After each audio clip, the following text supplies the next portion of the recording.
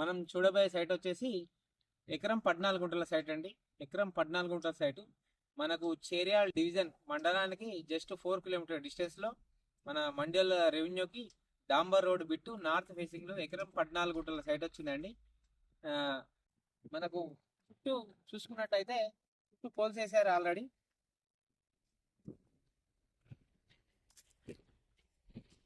చుట్టూ పోల్స్ వేసారండి ఆల్రెడీ.